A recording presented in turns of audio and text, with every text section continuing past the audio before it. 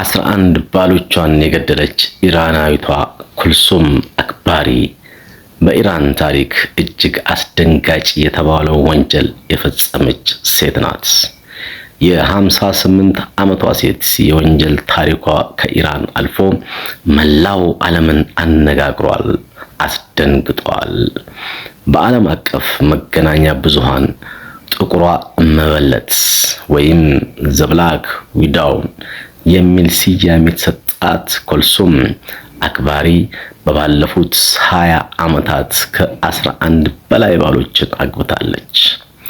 ትዳርን ለፍቅር ሳይሆን ለሞት ድግስ የምትጠቀምበት ኩልሱም ሁሉንም ባሎቿን ወደ ሞት ሸኝታለች። በኢራን ሰሜናዊ ግዛት ማዛንዳራን በምትኖረው ይህች ሴት የግድያ ጉዞዋን የጀመረችው እንደ አውሮፓ አቆጣጠር በ1990ዎቹ መጨረሻ ላይ ነበረ። ስልቷ እጅግ ረቂቅና በፖሊስ ለመታወቅ የሚያስቸግር ነበረ። እድሜያቸው የገፋና ሀብት ያላቸውን አዛውንቶች ትመርጣለች፣ ታገባቸዋለች። ከዚያም የምትፈልገውን እስክታገኝ ድረስ በጥንቃቄ ተንከባከባቸዋለች። ይሁን እንጂ ይህ እንክብካቤ በስተጀርባው መርዝ የታቀፈ ነበረ። በምግባቸውና በመጠጣቸው ውስጥ ከፍተኛ መጠን ያለው የማደንዘዣ መድኃኒት በመቀላቀል ቀስ በቀስ ሕይወታቸው እንዲያልፍ ታደርጋለች። ባሎቿ እድሜያቸው የገፋ በመሆኑ ቤተሰቦቻቸውም ሆነ ጎረቤቶቻቸው ሞታቸው ተፈጥሯዊ ነው ብለው በማመናቸውም ኩልሱም ለሁለት አስርት ዓመታት ያህል ሳይነቃባት 11 ባሎቿን ወደ መቃብር ለመሸኘት ችላለች። የኩልሱም የሞት ሰንሰለት እንደ አውሮፓ አቆጣጠር በሴፕቴምበር 2023 ማክተሚያ አገኘ። በወቅቱ ያገባችው የ82 ዓመት አዛውንትን ኩልሱም የሰጠችው መጠጥ ጣዕሙ የተለየ እንደሆነ ይገነዘባሉ። አዛውንቱ በልባቸው ያደረው ጥርጣሬ ነፍሳቸውን አተረፋት። መጠጡን ሳይጠጡ ለፖሊስ በመጠቆማቸው ባለፉት 20 ዓመታት በቤቷ ውስጥ የተቀበሩትን አስደንጋጭ ምስጢሮችን በሙሉ አንድ በአንድ ተዘረገፉ። በቅርቡ በኢራን ፍርድ ቤት በቀረበው የክስ መዝገብ መሰረት ኩልሱም በ10 ባሎቿ ግድያ ጥፋተኛ ሆና ተገኝታለች። በኢራን ቂሳስ በሚባለው የቅጣት መርህ መሰረት የ10 ተጎጂዎች ቤተሰቦች ኩልሱም በሞት እንድትቀጣ በመጠየቃቸው ፍርድ ቤቱ 10 የሞት ቅጣቶችን በዝግ ችሎት ወስኖባታል። የአንድ ተጎጂ ቤተሰብ ግን የደም ካሳ ከተከፈላቸው ቅጣቱን ይቅር ለማለት ተስማምተዋል። በመጨረሻም ነፍሳቸውን ካተረፉት የ82 ዓመት አዛውንት ጋር በተያያዘ ለተፈጸመው የግድያ ሙከራ ተጨማሪ የ10 ዓመት እስራት ተፈርዶባታል። ኩልሱም ለሀብት ስትል የ11 ሰዎችን ሕይወት ቀጥፋለች። በመጨረሻም ግን ያመለጠቻት አንዲት ብርጭቆ መጠጥ የ20 ዓመት ወንጀሏን አጋልጦ ለሞት ቅጣት ዳርጓታል። የጥቁሯ እመበለት ታሪክ ዛሬም በመላው ዓለም የሰውን ልጅ ጭካኔና የፍትህን ረጅም እጅ የሚያሳይ ትልቅ ማሳሰቢያ ሆኖ ቀጥሏል። ይህ እንግዲህ በዝግራ ሚዲያ የሚቀርብላችሁ ፕሮግራም ነው። ስለዚህ ስለተከታተላችሁኝ እያመሰገንኩኝ ያቀረብኩት ነገር ከተመቻችሁ ቤቱን ሰብስክራይብ በማድረግና ለሌሎች እንዲደርስ ላይክ፣ ሼር ማድረግ እንዳይዘነጉ። ሰብስክራይብ ያላደረጋችሁ ሰብስክራይብ እያደረጋችሁ ላይክ፣ ሼር ሳትዘነጉ። ቴዲ አፍሮ በብዙ ነገሮች ላይመች ይችላል፣ ሊደብርህ ይችላል፣ ላይገባልህ ይችላል። ልትቃወሙ ትችላለህ፣ ልትቀልድበት ሙድ ልትይዝበት ትችላለህ። እንደተለመደው አጼዎቹ አምላኪ ነው ልትለው ትችላለህ። የድሮ ናፋቂ ነው ልትለው ትችላለህ። ህብረ ብሔራዊነት አይመቸውም፣ ሙስሊም ጠል ነው ምናምን ልትለው ትችላለህ። ፈሪ ነው ግን አትለውም። የአቋም ሰው አይደለም ብለህ ልታማው ግን አትችልም።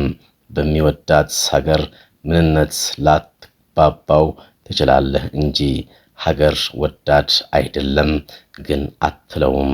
በነዚህ የምታማው ሰው አይደለም በጭራሽ። ለፍትህ ብትለው እንኳን ታሪኩም የሚነግርህ ተቃራኒውን ነው። ቴዲ አፍሮ የትም ሀገር አማርጦ መኖር የሚችል አቅም አለው። እጁን ስመው ነው የሚቀበሉት፣ ለምነው ነው ዜግነት የሚሰጡት። ገንዘቡ አለው። የተንደላቀቀ ከስጋት ነፃ የሆነ ህይወት መኖር ይችላል። ፍላጎቱን ብቻ ነው ያጣው። ቴዲ አፍሮ መንግስትን እየተቹም ሀገር ውስጥ ተጋፍጦ መኖር እንደሚቻል በተግባር ካሳዩ ጥቂት ሰዎች ውስጥ የመጀመሪያው ነው። በኢህአዴግም አሁንም ቴዲ አፍሮ በኢህአዴግ ጊዜ ታስሮ ከተፈታ በኋላ እንደ ፖለቲከኞቻችን አሊያም ኢህአዴግ እንደገባ ለተወሰነ ጊዜ ተቃውመው ከሀገር እንደወጡ አርቲስቶች አልሸሸም። ሀገሩን ጥሎ አልተሰደደም። ከሀገሬ የሚያስወጣኝ ምንም ነገር የለም ብሎ የኮንሰርት ክልከላውንም ምኑንም ሲታገል ነው የኖረው። ከዚህ በላይ እንዴት ይድፈር? በሀገሩ አይደራደርም። በዚህም ከባድ የሚባሉ ውሳኔዎችን ሲወስን አይተናል። ከራሱ አልፎ ቤተሰቦችን ሳይቀር ሪስክ ውስጥ የሚከት ውሳኔ አሳልፈዋል። ሳክስ ነው በለውም ድራማ ነው በለውም ቴዲ አፍሮ ከሌሎች ታዋቂ ሰዎች፣ አትሌቶች፣ ዘፋኞች፣ ባለሀብቶች በተቃራኒው ባለቤቱ ልትወልድ ስትል ከአሜሪካ ወደ ሀገሯ እንድትመጣ ያስገደደ ሰው ነው። የልጆቹ ዜግነታቸው ኢትዮጵያዊ ነው መሆን ያለበት ብሎ አንተ ታረገዋለህ ወይ? ይህ ጥያቄ ነው። ቴዲ ላመነበት አቋሙ ምንም ለመሆን የሚፈራ ሰው አይደለም። ቢፈራም ፍርሃቱ አሸንፎ ምንም ቢመጣበትም ለመቀበል ዝግጁ ነው። እንዲህ በሆንስ እንዲያ ቢያደርጉኝስ ብሎም አልሸሸም። ፊት ለፊት ለመጋፈጥ ወደኋላ አላለም።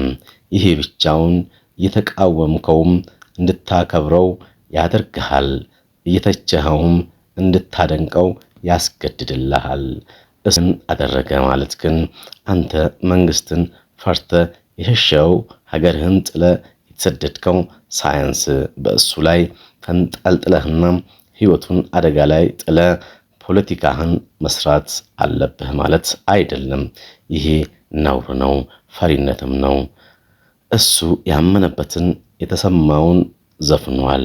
የዘፈነውን ለህዝቡ ከለቀቀ በኋላም ከሀገር አልወጣም።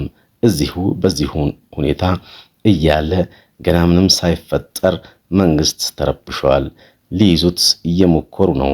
ቴዲን ላለማስነካት ከሌላ ቦታ ህዝቡ እየታመመ ነው ምናምን እያላችሁ ወሬ የምትነዙ ያላችሁ ፍጥረቶች ግን እፈሩ። አንዳንዶቻችሁ ቴዲን የምትደግፉ ታስመስላላችሁ እንጂ እንደመዋርታችሁ መንግስት ቢያስረው አሊያም አንድ ነገር ቢያደርገው የምትደሰቱ ነው የሚመስለኝ። ከቴዲ ይልቅ እሱ በመነካቱ ስለምታገኙት ጥቅም እያሰላሰላችሁ ነው ያላችሁት። ለዛ ነው ከእሳት ዳር ቆማችሁ ልጁን ለመማገድ ኡፉፍ እያላችሁ እያቀጣጠላችሁ ያላችሁት። እና ልጁን ተፋቱት። ቤተሰብ፣ ሚስት፣ ልጅ አሉት፣ ይኖርበት። ቴዲ ማለት ይህ ነው። ሰብስክራይብ ያላደረጋችሁ ሰብስክራይብ እያደረጋችሁ ላይክ፣ ሼር ሳትዘነጉ። የታላቁ የጥበብ ሰው የቴዲ አፍሮ እናት ስለ ልጃቸው የተናገሩት ልብ የሚነካና አስገራሚ ቃል። ስለ ልጇ ያላትን ጥልቅ ፍቅር፣ አድናቆት እና ትህትና በሚገርም ሁኔታ የገለጸችበት ይህ ንግግር የብዙዎችን ልብ እያሞቀ ይገኛል። ስለ ማንነቱ የቴዲ እናትና አባት እንዲሁም የቴዲ ቤተሰብ መላው የኢትዮጵያ ሕዝብ ነው። የእኔ ልጅ አይደለም፣ የኢትዮጵያ ሕዝብ ልጅ ነው። ስለ ስጦታው እግዚአብሔር የተመሰገነ ይሁን። ምክንያቱም ሆኜ ወደዚህ ምድር እና ወደ ሕዝቡ ስላመጣሁት ክብር ለእግዚአብሔር ይሁን።